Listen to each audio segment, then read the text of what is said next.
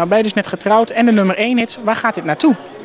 Ja, nou, ik richt me nu weer even op het volgende moment. Dat is mijn boek. Ik heb een boek geschreven. Ik ben 1,5 jaar bezig geweest thuis.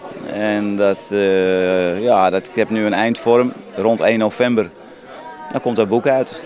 En daar richt ik me nu weer even op. Daar staan dingen in die mensen misschien wel van me wisten al. Vanuit bladen of kranten.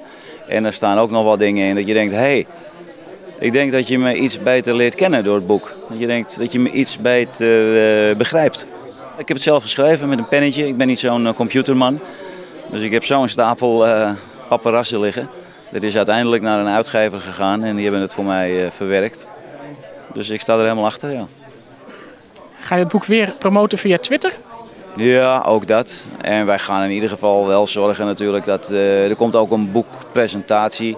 En dan hoop ik daar ook weer wat collega's van jou te zien. En misschien jij zelf.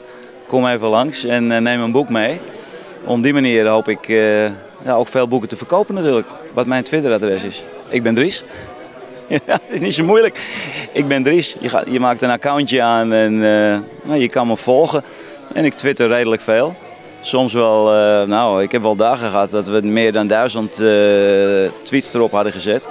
Ik heb momenten dat als ik het even te druk krijg, dat ik tegen hem zeg, neem het even over, want dan sta ik op te treden. Maar ik ben redelijk in contact met mijn volgers, ja. Ik heb ook eens op een Twitterfeest gezongen, dat was erg leuk. Mensen die je alleen maar leest, opeens zag ik ze.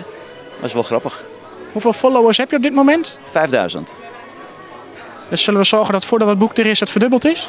Ja, dan moeten we 10.000 hebben. Als we allemaal een boek kopen, dan zit ik al goed.